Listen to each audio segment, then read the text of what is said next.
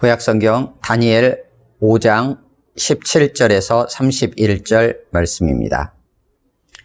지난주에는 바벨론의 벨사살 왕이 귀족 1000명을 위해 큰 잔치를 베푼 자리에서 일어난 사건이었습니다. 그가 예루살렘 성전에서 탈취하여 온 금그릇으로 술을 마시고 신상들을 찬양하게 됩니다. 그때 손가락들이 나타나서 벽에 글씨를 쓰게 됩니다. 그것을 본 왕이 번민하고 두려워하며 바벨론 지혜자들을 불러서 그 뜻을 알려고 하죠. 하지만 그들이 알지 못해서 왕비가 등장해 다니엘을 추천했던 내용입니다. 그리고 그 다니엘이 벨사살 왕에 서게 되었죠. 오늘은 그 다니엘이 벨사살 왕에게 대답하는 내용입니다. 그래서 하나님께서 느부갓네살에게 주셨던 모든 권세들, 나라들, 영광들, 그런 것들이 있고 그로 말미암아서 모든 자들이 다 두려워 떨었다.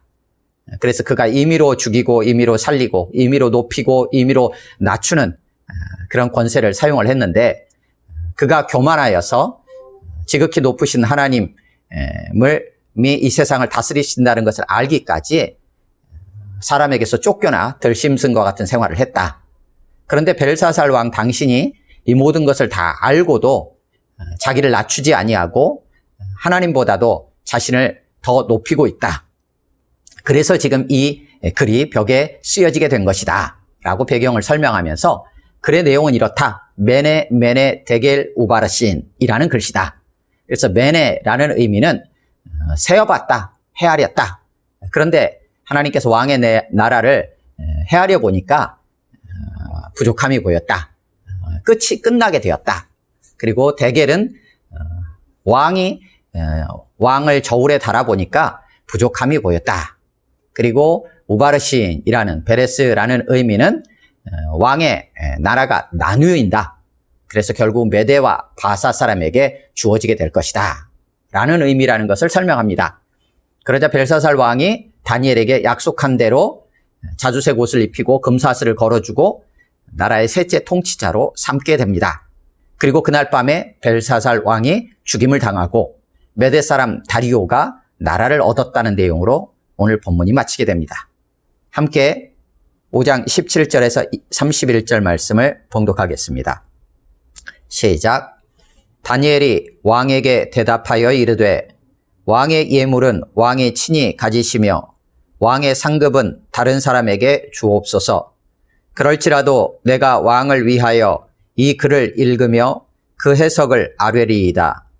왕이여, 지극히 높으신 하나님이 왕의 부친 느부갓네살에게 나라와 큰 권세와 영광과 위엄을 주셨고 그에게 큰 권세를 주셨으므로 백성들과 나라들과 언어가 다른 모든 사람들이 그의 앞에서 떨며 두려워하였으며, 그는 임의로 죽이며 임의로 살리며 임의로 높이며 임의로 낮추었더니 그가 마음이 높아지며 뜻이 완악하여 교만을 행함으로 그의 왕위가 폐한 바 되며 그의 영광을 빼앗기고 사람 중에서 쫓겨나서 그의 마음이 들짐승의 마음과 같았고 또 들나귀와 함께 살며 또 소처럼 풀을 먹으며 그의 몸이 하늘 이슬에 젖었으며, 지극히 높으신 하나님이 사람 나라를 다스리시며 자기의 뜻대로 누구든지 그 자리에 세우시는 줄을 알기에 이르렀나이다. 벨사살이여, 왕은 그의 아들이 되어서 이것을 다 알고도 아직도 마음을 낮추지 아니하고 도리어 자신을 하늘의 주제보다 높이며 그의 성전 그릇을 왕 앞으로 가져다가 왕과 귀족들과 왕후들과 후궁들이 다 그것으로 술을 마시고 왕이 또 보지도 듣지도 알지도 못하는 금, 은, 구리, 쇠와 나무, 돌로 만든 신상들을 찬양하고 도리어 왕의 호흡을 주장하시고 왕의 모든 길을 작정하시는 하나님께는 영광을 돌리지 아니한지라. 이러므로 그의 앞에서 이 손가락이 나와서 이 글을 기록하였나이다. 기록된 글자는 이것이니 곧 메네 메네 데겔 우바르신이라 하여라. 그 글을 해석하건대 메네는 하나님이 이미 왕의 나라의 시대를 세워서 그것을 끝나게 하셨다 함이요. 데겔은 왕을 저울에 달아보니 부족함이 보였다 함이요.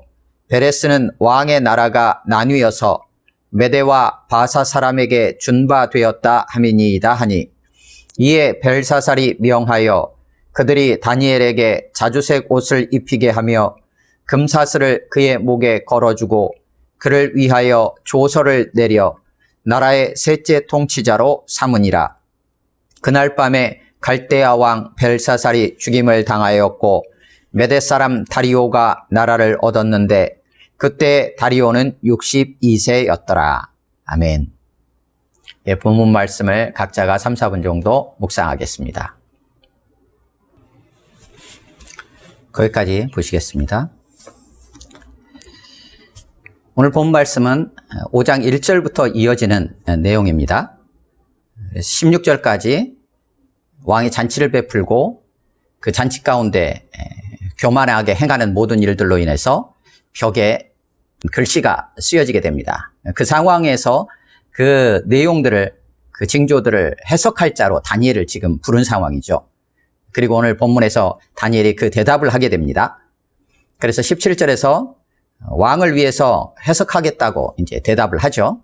예물이나 어떤 상급들은 바라지 않는다. 그건 다른 사람에게 주어라. 라고 얘기하죠. 그리고 18절에서 21절까지 느부갓네살, 그의 부친 느부갓네살의 교만과 또 낮아짐을 상기시킵니다.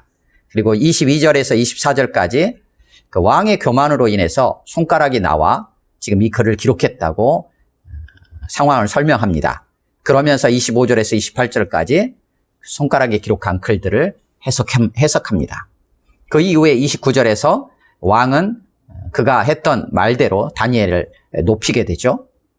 그리고 30절에 그날 밤에 벨사살 왕이 죽임을 당하고 31절에 바벨론이 메대 사람 다리오에게 넘어가는 상황으로 이어지게 됩니다.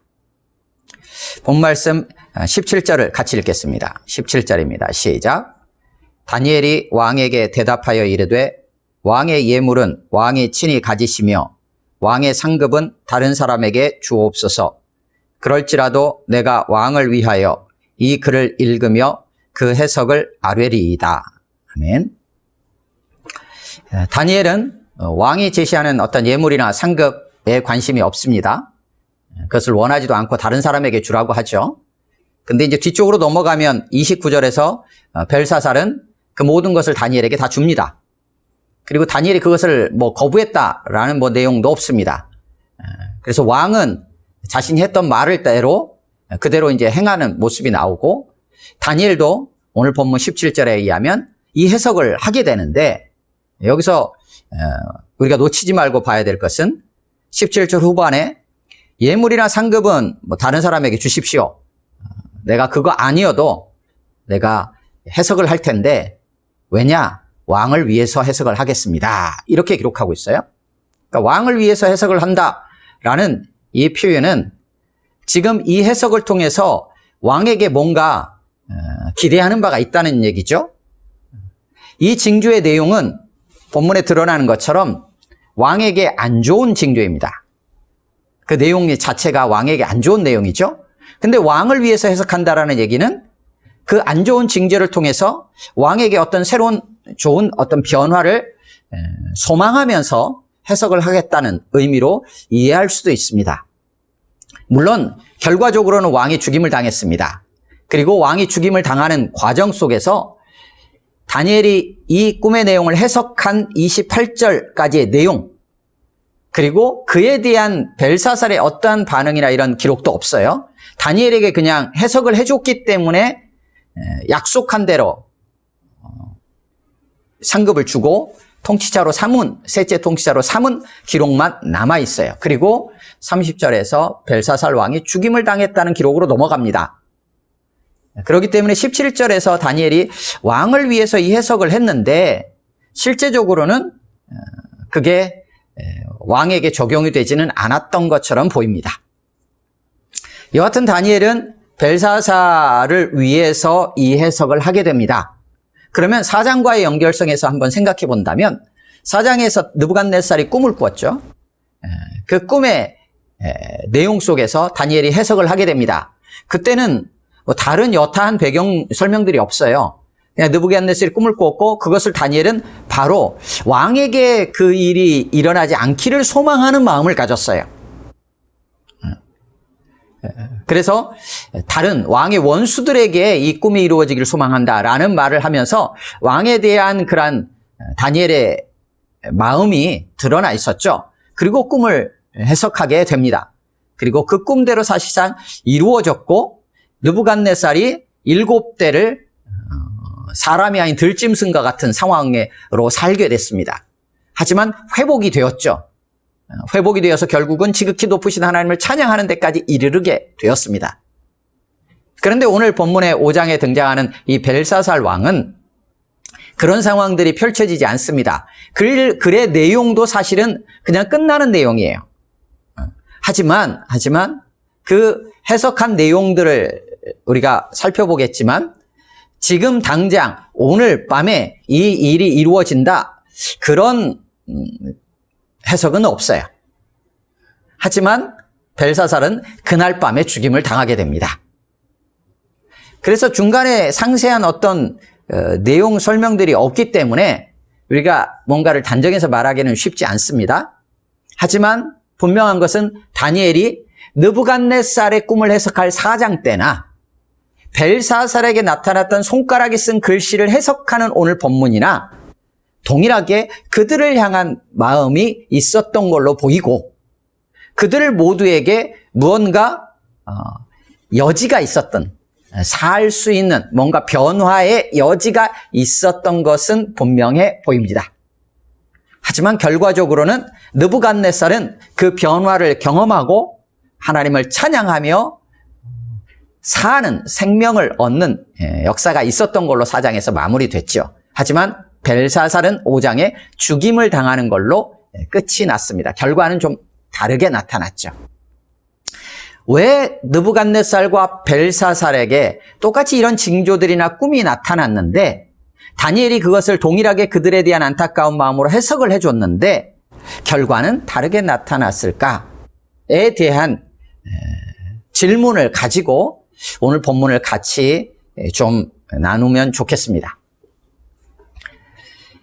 이전과는 다르게 다니엘이 18절부터 24절까지 구구절절 무언가 설명을 많이 합니다. 이전에는 그냥 꿈은 하면 그 꿈에 대한 해석을 했어요.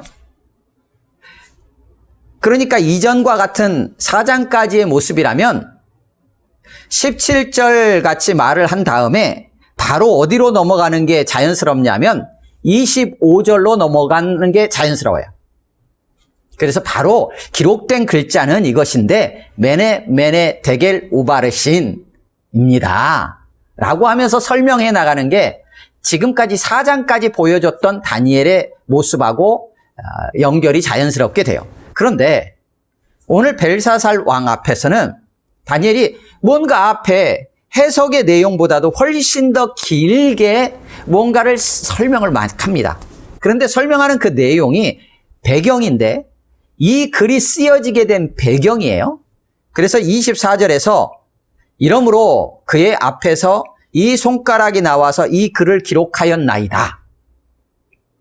그러니까 그 글을 해석하기 전에 왜 이런 일이 일어났는지에 대한 배경을 18절에서 23절까지 구구절절 다니엘이 읊조리고 있는 거예요. 이전과는 좀 다른 모습이죠. 그래서 이 내용들은 언뜻 다니엘이 지금까지 보였던 굉장히 좀 어찌 보면 왕 앞에서 조심스러우면서도 그냥 딱 주어진 내용만을 이렇게 안내하던 그런 모습과는 사뭇 다르게 뭔가 왕을 향하여 좀 책망하는 듯한 왕의 잘못을 고발하는 듯한 그러한 느낌이 강하게 드는 부분들입니다.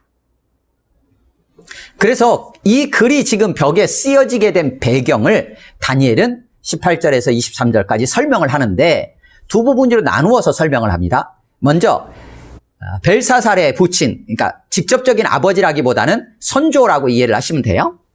벨사살의 선조였던 느부갓네살, 그 느부갓네살 왕에게 일어났던 어떤 사건, 그것을 회고하면서 그것을 상기시키면서 시작합니다. 그래서 그 내용이 18절에서 21절까지의 내용이에요. 이 내용은 사실상은 직접적으로 이 내용이 지칭하고 있는 기록은 4장의 기록입니다.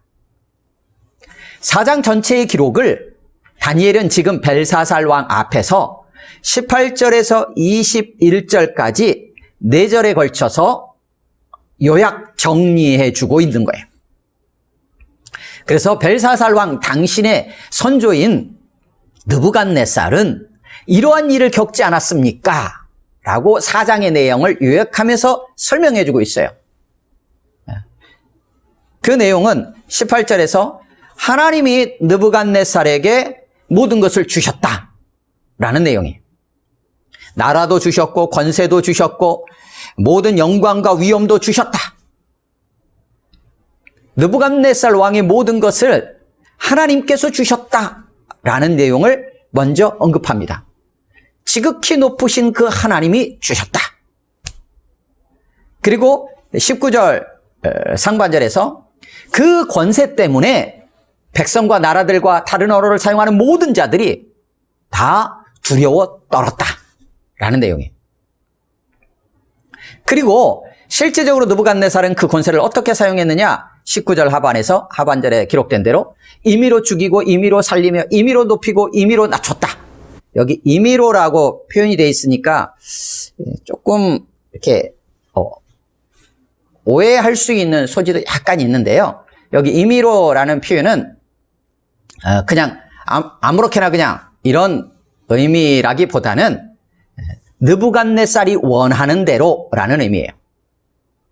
그것을 21절에서는 이렇게 번역을 했어요. 21절 후반에 보면 자기의 뜻대로 누구든지 그 자리에 세우시는 줄을 안다. 이렇게 돼 있죠. 자기의 뜻대로. 이거예요. 이것도 다 그냥 아주 날것으로 번역하면 그가 원하는 대로예요. 원하는 대로. 그러니까 19절 뒤에 있는 임의로라고 되어 있는 이 단어는 전부 다 뭐냐면 그가 원하는 대로 죽이고 그가 원하는 대로 살리고 그가 원하는 대로 높이고 그가 원하는 자를 낮췄다라는 거예요. 그러니까 느부갓네살 왕이 자기가 원하는 대로 뭔가를 했다라는 얘기예요. 21절 뒤에 있는 지극히 높으신 하나님이 그가 원하시는 대로 행하셨다라는 거하고 같은 단어예요. 그래서 느부갓네살은 하나님이 주신 모든 권세를 가지고 그 권세 앞에서 두려워 떠는 자들을 향해서 자신이 원하는 대로 죽이고 살리고 높이고 낮췄다라는 거예요. 그런데 그 모습이 어디까지 넘어가냐면 20절, 21절까지 넘어갔던 거예요. 그 마음이 이제 높아진 거예요. 자기 원하는 대로 다 할 수 있는 그런 상황이다 보니까 마음이 높아지고 뜻이 완악해져요. 그러니까 이게 굳어졌다는 얘기죠. 완악해지고 교만하게 된 거예요. 그래서 교만하다라는 표현을 다양하게 표현하고 있어요. 마음이 높아졌다라고도 표현하고 뜻이 완악하다라고도 표현하고 교만을 행했다라고 표현이 돼요. 그 결과로 말미암아 왕위가 폐한바되고 영광이 빼앗기고 사람에게서 쫓겨나서 들짐승과 같은 상황이 펼쳐진 거예요. 그래서 결국은 언제까지 그 일이 이루어졌느냐? 지극히 높으신 하나님이 사람 나라를 다스리시며 그 하나님이 그 하나님의 원하시는 대로 누구든지 이 땅 가운데 권세자로 왕으로 세우신다는 것을 알 때까지 그 상황을 겪게 되었다라는 거예요. 이 얘기를 다니엘이 다시금 언급합니다. 그렇다면 이 내용이 지금 이 글이 쓰여진 배경에 있어서 벨사살 왕에게 직접적으로 중요한 내용이겠죠. 그래서 18절에서 21절까지 이 내용을 얘기한 다음에 22절에서 벨사살 왕이여 하면서 얘기해요. 22절 같이 읽습니다. 시작. 벨사살이여 왕은 그의 아들이 되어서 이것을 다 알고도 아직도 마음을 낮추지 아니하고, 그러면서 23절로 넘어가면서 도리어 자신을 하늘의 주제보다 높였다라고 얘기를 쭉 하게 돼요. 22절, 23절에 드러나는 벨사살의 세 가지 모습을 정리해 볼 수 있어요. 하나는 벨사살이 알고 있는 게 있는 거예요. 두 번째는 벨사살 왕이 하지 않은 게 있어요. 세 번째는 벨사살 왕이 했던 게 있습니다. 벨사살이 알았던 게 뭐냐? 이것을 다 알고도, 이것은 무엇이겠어요? 예, 맞아요. 앞에 18절에서 21절까지 선조 느부갓네살의 모든 상황들, 성경으로 본다면 사장의 내용, 이것을 벨사살이 다 알고도, 예, 벨사살이 알고 있는 내용이 그 내용이에요. 알았다는 얘기예요. 앞에 나와 있는 21절에 느부갓네살이 지극히 높으신 하나님의 절대적인 주권적 통치를 알 때까지의 알다라는 단어나 22절에 안다라는 단어나 다 같은 단어예요. 여기에서 이 안다라는 의미를 따로 이렇게 뭔가 분리해서 해석하려고 하는 건 조금 무리가 있을 수 있어요. 같은 단어예요. 그러니까 느부갓네살이 알았던 거 그대로 벨사살도 알았어요. 그런데 4장에서는 느부갓네살은 그것을 아는 것으로서 충분히 어떻게 반응했냐면 아는 것이 곧 그가 낮아지는 것으로 연결이 됐어요. 그런데 벨사살은 그 아는 것이 낮아지는 걸로 연결되는 게 아니라 낮아지지 않는 걸로 연결이 됐어요. 그래서 22절에 알았는데 하지 않은 게 뭐냐면 마음을 낮추지 않았어요. 느부갓네살은 알았고 마음을 낮췄어요. 그것을 4장 37절에서는 맨 마지막 절에서는 지극히 높으신 하늘의 왕이 교만하게 행하는 자를 능히 낮추셨다 이렇게 표현되어 있어요. 그러니까 하나님께서 낮추셨다라고 표현했어요. 누가요? 느부갓네살이. 낮아진 자는 내가 내 마음을 낮췄다라고 표현하지 않게 돼요. 은혜를 받은 자는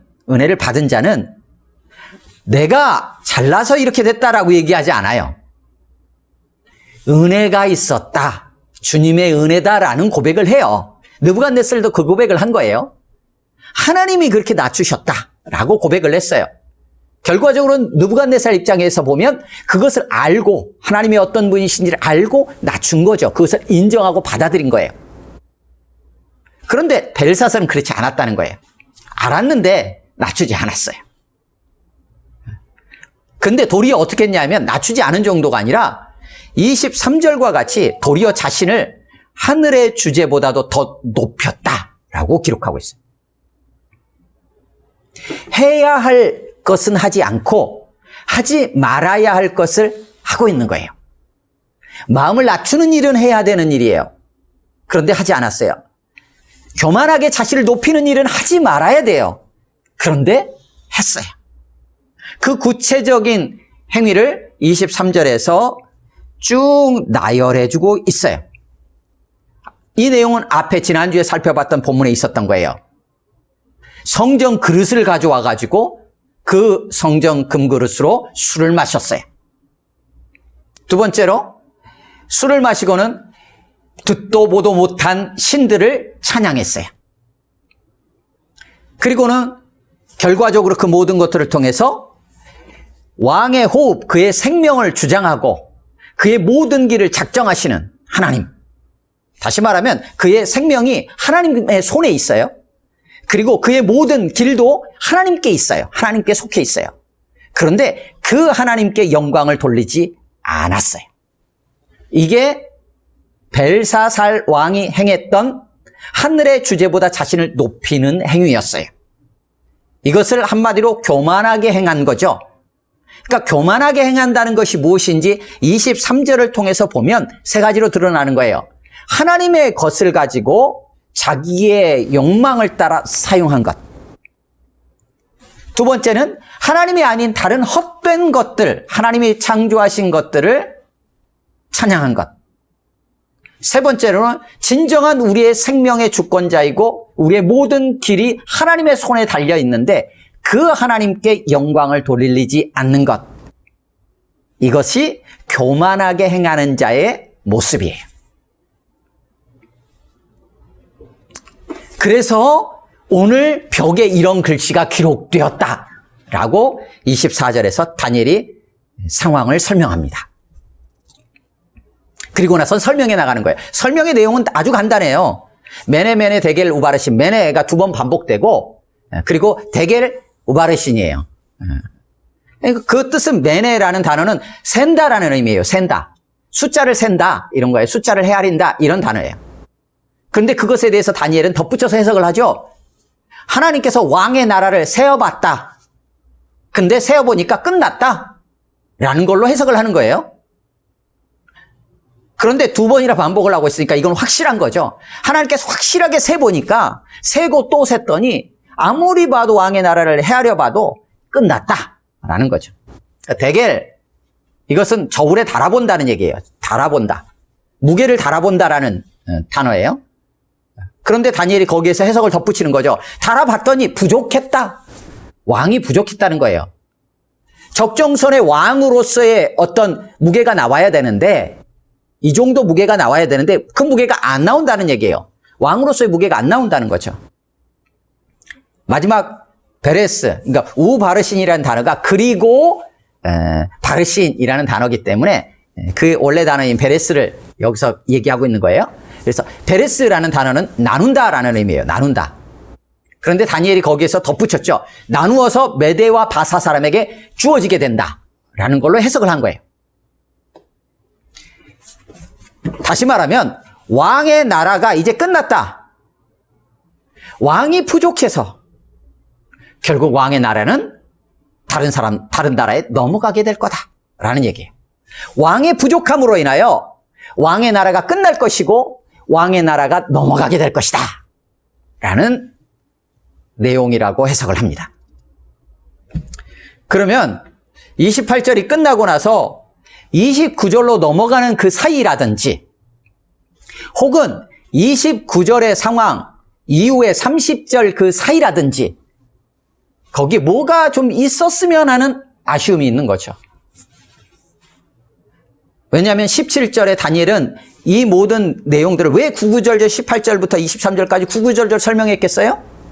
이 글이 그런 배경에 의해서 나왔으니까 왕이요 지금이라도 자신을 낮추시고 지금이라도 지금 성전 그릇 갖다가 술 마시고 했던 것들을 다시 돌이키시고 헛된 것들 듣도 보도 못한 신들 찬양한다고 하고 있었던 것 내려놓고 진정한 선조의 느부갓네살에게도 경험되었던 분명한 사건 당신이 알고 있는 대로 자신의 마음을 낮추고 하나님을 바라보라고 하는 마음이 있어서 17절에서 왕을 위하여 이 해석을 한다라고 했잖아요. 그러면 28절의 해석이 끝났다면 28절과 29절 사이에 그러했구나 라든지 내가 그러했나 라든지 뭐 이런 어떤 돌이킴의 어떤 표현들이 있었으면 하는 그런 안타까움이 있죠. 근데 그런 건 없어요. 그리고 다만 29절과 같이 자신이 약속했던 예물과 상금만 다니엘에게 내리게 됩니다.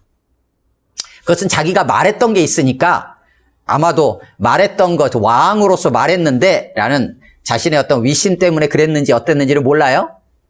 하지만 29절만 나와 있어요. 그리고 벨사살의 어떠한 돌이킴이나 낮아짐의 모습도 없어요. 그래서 결국 30절에 그날 밤 하니까는 많이 생각이 나죠. 신약 성경에 뭐 부자와 나사로 사건이라든지 많이 자기 곳간에 뭐를 많이 쌓아뒀던 자들이라든지 오늘 밤에 내 영혼을 취하리라 쌓아뒀던 것이 헛되리라 라는 상황들이 생각나는 것 같아요. 그날 밤에 그가 죽임을 당해요. 그리고 메대 사람 다리오가 그 나라를 받게 됩니다. 이것이 오늘 본문의 내용입니다. 그렇다면 오늘 본문을 통해서 우리에게 주시고자 하는 말씀은 무엇일까? 하나님께서는 왜 다니엘을 통해 이 본문을 여기에 기록해서 오늘 살아가는 우리에게 전달해 주실까? 라는 질문을 던지게 됩니다. 그 질문에 대해서 두 가지 관점에서 잠깐이지만 나누기 원합니다. 첫 번째 관점은 하나님이 어떤 분이신가? 라는 거예요. 계속해서 앞에서도 그랬지만 계속해서 등장하는 것은 하나님이 누구신가예요. 하나님은 어떤 분이신가? 지극히 높으신 그 하나님이 이 땅의 모든 나라를 다스리시는 분이라는 거예요. 하나님의 절대적인 주권, 그 주권으로 이 땅을 통치하고 계시다라는 것을 계속적으로 얘기하고 있어요. 그래서 느부갓네살이 아니라 하나님께서 하나님의 뜻대로, 하나님이 원하시는 대로 살리고 죽이고 높이고 낮추신다라고 말씀하시는 거예요. 이 땅의 세상의 권세가 아니라 하나님이 그렇게 하신다라는 거예요. 그래서 느부갓네살이 교만하게 행하던 때의 모습은 자신이 원하는 대로 죽이고 살리고 높이고 낮췄지만 실제로는 누구의 원대로, 누구의 뜻대로? 하나님의 원하심대로, 하나님의 뜻대로 죽이고 살리고 높이고 낮추신다라는 하나님의 절대적인 주권과 하나님의 그 주권적인 통치하심에 대한 부분을 계속해서 강조하고 있어요. 그래서 예수님도 그러셨잖아요. 누가복음 22장 42절, 거기가 예수님께서 겟세마네 동산에서 기도하시는 장면이잖아요. 거기서도 하나님, 아버지, 이 잔이 좀 내게서 옮겨졌으면 좋겠어요. 하지만 내가 원하는 대로 하지 마시고 아버지께서 원하시는 대로 행하십시오. 내 원대로 마옵시고 아버지의 뜻대로 하옵소서. 이렇게 번역이 되어 있죠. 사실상 이 땅은 누구의 원함대로, 누구의 뜻대로 다스려지는가? 하나님이시다라는 얘기를 줄기차게 하고 있어요. 하나님께서 행하신다는 거예요. 뿐만 아니라 오늘 본문에서 메네메네 데겔 우바르신을 통해서 누가 이 땅을 세워보십니까? 하나님이 헤아리십니다. 누가 저울로 달아보십니까? 하나님이 달아보십니다. 누가 이 땅을 나누기도 하십니까? 하나님이 하십니다. 이 또한 하나님의 절대적인 주권적인 통치하심을 드러내고 있어요. 그러니까 하나님 여지가 없어요. 이거는 분명한 거예요. 이게 이제 하나의 관점이에요. 하나님은 어떤 분이니까 그 하나님의 절대적인 주권으로 이 땅을 하나님의 뜻하신 바대로 다스리신다는 거예요. 그러기에 세워진 세상의 왕들이라 할지라도, 부름받은 그리스도인 우리라 할지라도, 부름받은 하나님의 백성인 교회라 할지라도 누구의 뜻대로? 아버지의 뜻대로. 그 뜻이 무엇인지를 알고 그 뜻에 합당하게 그 역할을 감당해 나가는 게 필요하다는 거예요. 이 얘기를 줄기차게 하고 있어요. 예수님도 그러셨어요. 예수님도 죽기까지 자기를 낮추셨어요. 하나님의 본체셨지만 이 땅에 사람으로 오셔가지고 십자가에 죽기까지 자신을 낮추셨어요. 그랬더니 어떻게 하셨어요? 하나님께서 그를 높이셨어요. 지극히 높이셨어요. 하나님의 주권에 대한 영역을 일단은 우리는 이해할 필요가 있어요. 이건. 하지만 그렇다고 해서 하나님이 독재하신다라는 개념으로 이 얘기를 하는 건 아니에요. 하나님의 절대적인 주권이 이렇게 강조되는 이유는 지금 다니엘 배경 안에서예요. 다니엘의 배경은 뭐예요? 하나님 나라 백성이었던 이스라엘이 지금 이방 땅 바벨론의 포로로 잡혀와 있는 상황이에요. 그러니까 하나님이 이방 바벨론 신에게 패한 것처럼 세상은 이해하고 있는 상황이에요. 그래서 이스라엘 백성은 당연히 하나님을 섬기는 패한 신 하나님을 섬기는 이스라엘 백성은 속수무책이고 아무것도 할 수 없고 더 이상은 소망도 없다라고 여겨지는 배경, 그런 시대적인 상황 속에서 지금 오늘 본문이 주어지고 있다는 것을 이해할 필요가 있어요. 그래서 하나님의 절대적인 주권을 얘기하는 것은 하나님 뜻대로, 하나님 원함대로 살리고 죽이고 한다는 얘기는 하나님이 독재하신다, 마음대로 그냥 하시는구나 라는 의미를 드러내는 게 아니에요. 불의한 세상 권세와 확실하게 대조와서 세상 권세가 아니라 하나님이 다스리신다라는 얘기를 하고 있는 거예요. 그리고 그 하나님은 어떤 분이시느냐? 그 하나님은 지극히 높으신 하나님이시고 그 하나님의 뜻하신 바는, 하나님의 뜻, 하나님의 기준은 정의와 공의에 기초한 하나님의 사랑 가운데 그 모든 것들을 다스리신다라는 그 하나님이시라는 얘기를 하는 거예요. 그러니까 어떻게 해야 된다는 얘기예요? 세상 권세를 두려워하지 말라는 거예요. 몸은 죽여도 영혼은 죽이지 못하는 세상 권세를 두려워할 필요가 없어요. 몸과 영혼을 함께 죽이고 살리실 수 있는 그 하나님을 두려워하고 경외하라는 얘기예요. 마태복음 10장에서 이제 그런 말씀들을 하셨잖아요. 다시 말하면 하나님의 절대적인 주권이라는 개념이 계속 강조되는 걸 통해서 하나님 마음대로 하시는구나. 그럼 뭐야, 나는 아무것도 아니지가 아니라 세상 권세하고는 다른 하나님의 절대적인 주권이 있구나. 그러니까 그 주권에 대해서 어떻게 해야 돼요? 세상 권세를 두려워하지 말고 하나님을 두려워하고 경외하고 그 하나님을 의지하라 라는 거죠. 이것이 하나의 관점이에요.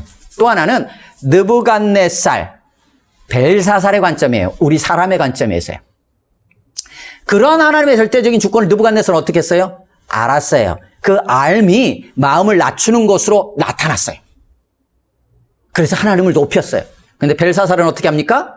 다 알고도 낮추지 않았어요. 그러니까 하나님의 절대적인 주권이 있다는 건 하나님의 관점에서 측면이에요. 근데 우리의 측면에서는 어떻게 반응하느냐 하는 부분이 여전히 남아있다는 거예요. 이 두 개가 같이 균형을 이루어간다는 게 참 말로 설명하기도 어렵고요. 다 알지도 못하고요. 사실은 그래요. 그러니까 따로 분리해서 설명을 할 수밖에 없어요. 그래서 하나님의 절대적인 주권에 대한 영역은 하나님의 절대적인 통치하심에 대한 영역은 그 하나님의 공의로우심과 정의로우시고 사랑이 많으신 하나님이 이 땅을 다스리고 계시는구나. 그 하나님을 두려워하고 의지해야지 라는 마음을 갖는 게 필요한 거고요. 사람의 입장에서는 그럼에도 불구하고 그 하나님이 어떤 분이신지를 알았다면 합당한 반응을 보이는 게 필요하다는 거예요. 그 반응은 느부갓네살과 같은 반응이 필요한 거예요. 다 알고도 낮추지 않는 자의 모습이 아니라 아는 만큼 그 하나님을 의지하고 자신을 낮추는 게 필요하다는 얘기를 하는 거예요. 여기에 따라서 느부갓네살과 벨사살이 확연하게 대조적인 종말을 맞이하게 돼요. 성경 본문에 기록된 내용으로 해요. 역사적으로 느부갓네살이 어떻게 죽었고 벨사살이 어떻게 죽었고 이 얘기를 하는 게 아니라 성경에 기록된 4장에서의 느부갓네살의 마지막의 모습과 5장에서 벨사살의 마지막의 모습이 너무나 극명하게 대조되고 있는 이유는 이들이 하나님의 어떤 분이심인지를 분명하게 하나님께서 보여주셨어요. 그리고 그것을 알았는데도 불구하고 느부갓네살은 그것을 받아들였고 벨사살은 받아들이지 않음으로 인하여 사느냐 죽느냐가 달라졌다라는 얘기예요. 이것을 우리에게 오늘 본문을 통해서 말씀해 주시려고 하는 건 아닌가 생각을 해보게 됩니다. 정리하겠습니다. 느부갓네살의 모습들, 벨사살의 모습들, 그의 삶의 여정들이 자신을 낮추지 않고 교만하게 행했던 모습들은 사실상 우리 자신들의 모습과 다르지 않습니다. 오늘도 그렇게 살아가고 있는 저의 모습도 늘 보게 됩니다. 그럼에도 불구하고 하나님께서 오늘 밤 지금 우리를 취해가지 아니하시고 계속적으로 지극히 높으신 하나님의 절대적인 주권과 그 주권적인 통치하심을 우리에게 계속적으로 알 수 있도록 다양하게 우리에게 다가오심이 분명합니다.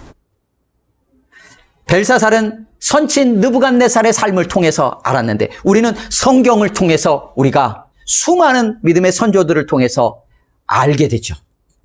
또 우리가 접하게 되었던 복음을 듣게 됐던 모든 과정들을 통해 오늘의 시대 상황들을 통해 우리의 삶에 경험되었던 모든 사건들을 통하여 우리는 알아가고 있어요. 알아가는 만큼 주님이 오늘 밤 데려가시지 않고 여전히 우리를 위해 그것이 무엇을 의미하는지 계속해서 이렇게 저렇게 설명해 주시면서 우리에게 찾아오고 계시다는 거예요. 그 하나님의 은혜, 그 하나님의 사랑이 오늘도 우리 가운데 다가오고 있어요. 그것을 우리가 받아들이고 그 하나님만을 경외하고 그 하나님만을 의지하는 그러한 삶으로 한 걸음 한 걸음 그 은혜에 감사하며 나아갈 수 있는 우리 모두가 되기를 주님의 이름으로 축원합니다. 우리 함께 기도하겠습니다. 이 시간 기도할 때 말씀을 기억하면서 하나님이 이 땅을 다른 어떤 존재가 아니라 하나님께서 공의와 사랑의 하나님께서 이 땅을 다스리고 계심에 감사하다고 기도했으면 좋겠고 그 하나님께서 그 아들 예수 그리스도를 지극히 낮추시고 우리를 위해서 기꺼이 내어놓으셨던 그 하나님의 그 사랑으로 이 땅을 다스리시고 우리를 다스리심에 감사하다고 기도했으면 좋겠고, 그에 합당하게 우리가 그 하나님만을 경외하며 의지하고 세상을 두려워하지 않는 참 믿음의 삶으로 나아갈 수 있도록 도와달라고 기도했으면 좋겠습니다. 그리고 아는 만큼 합당하게 반응하는 우리의 삶이 될 수 있도록 기도하시고, 또 이 땅의 전쟁의 상황들과 또 산불의 상황들 좀 기억하면서 기도해 주시면 좋겠고요. 또 지금 진행되고 있는 대선을 위해서도 잠시지만 한 1, 2분 정도 합심으로 같이 기도하겠습니다.